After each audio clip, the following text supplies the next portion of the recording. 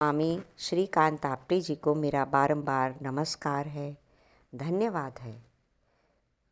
आज उनकी अगली पुस्तक परमाणु और परमात्मा पढ़ने जा रही हूँ। जब वे 85 ईयर्स के थे तब उन्होंने ये पुस्तक लिखी।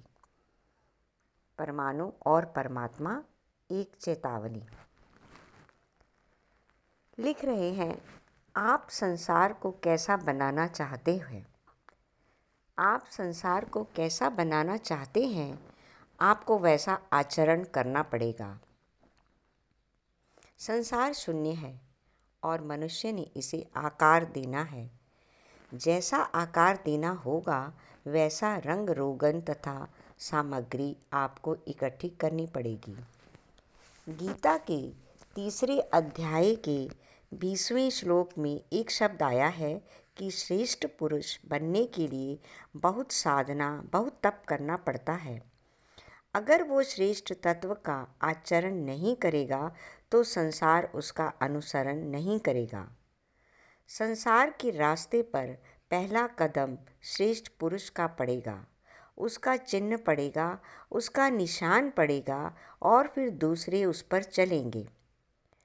धर्म का अर्थ है मंगलाचरण। मंगलाचरण के 2 अर्थ हैं, एक मंगल आचरण, दूसरा अर्थ है मंगल का स्वागत। गीता में कृष्ण भगवान कहते हैं कर्म छोड़ना नहीं है। गीता में कृष्ण भगवान कहते हैं कर्म छोड़ना नहीं है। मैं भी कर्म करता हूँ। अगर मैं कर्म छोड़कर बैठ जाऊँगा तो सारा संसार आलसी होकर रह जाएगा, क्योंकि आलस मनुष्य को स्वभाव से ही प्रिय है। मृत्यु क्या है? अंग अंग का सुस्त बन जाना, चेतनाहीन बन जाना। जिंदगी का अर्थ है परम कर्म चेतना।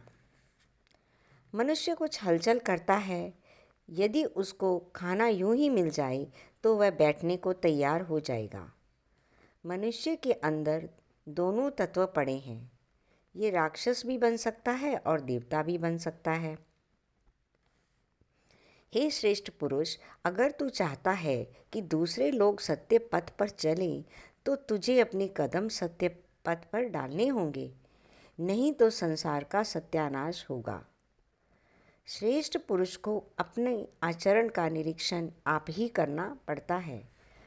जो श्रेष्ठ पुरुष होगा उस पर कौन नज़र रखेगा? स्वयं पर स्वयं की नज़र रखने का कठिन कार्य श्रेष्ठ पुरुष को करना पड़ता है। गीता का सारा उपदेश सामान्य पुरुष को श्रेष्ठ पुरुष बनाता है। गीता एक पाताल कुआं है, तत्व ज्ञान का जल जिसमें बहुत गहराई में पड़ा है। कुरुक्षेत्र के सशस्त्र युद्ध की छोटी सी रस्सी लेकर के हम गीता का रहस्य निकालने बैठ जाते हैं, उसे बाहरी युद्ध समझ लेते हैं। इसीलिए गीता का असली अमृत हमको नहीं मिल पाता। अमृत का झरना ऊपर ऊपर नहीं है, ऊपर ऊपर के सब झरने मृत झरने हैं। जो झरना जितनी गहराई में होगा वह उतना ही अमृतमय होगा। हमारे जीवन के अंदर एक गहरा झरना है जिसका नाम आत्म तत्व, परमात्म तत्व है। इसीलिए गीता एक तत्व ज्ञान निकालने की ज्ञान रूपी रस्सी है। अगर अमृत चखना है तो इस ब्रह्म ज्ञान की लंबी रस्सी से पाताल में पड़ा हुआ अमृत रस निकाला जा सकता है।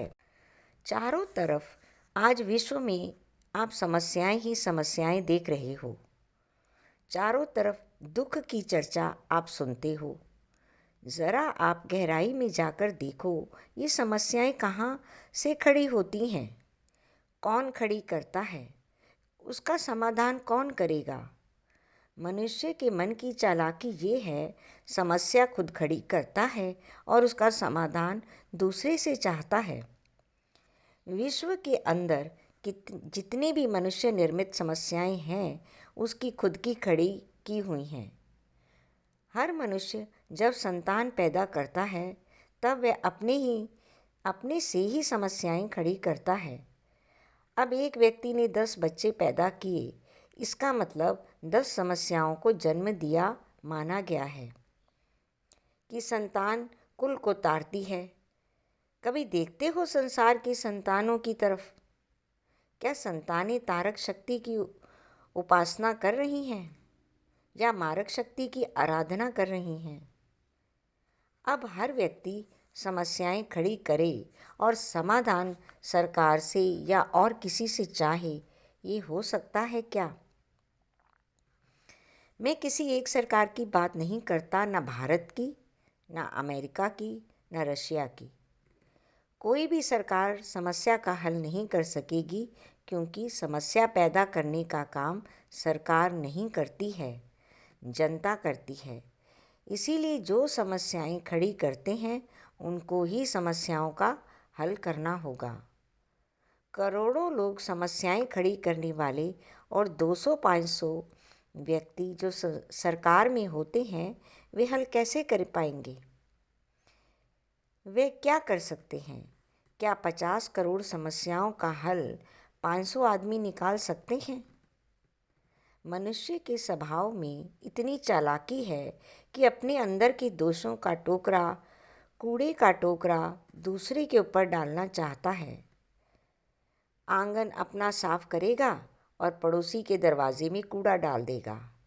बच्चा शौच करने बैठेगा तो माँ जरूर कहेगी, जरा परे जा। अब इस वाक्य का मतलब होता है कि दूसरे के घर के आगे जा, क्योंकि सफाई हमारे लिए और गंदगी दूसरे के लिए। अब ये समस्या किसने खड़ी कर दी? आप सरकार को या औरों को लाख गालियां दे दो, समस्या का हल कभी नहीं हो सकता।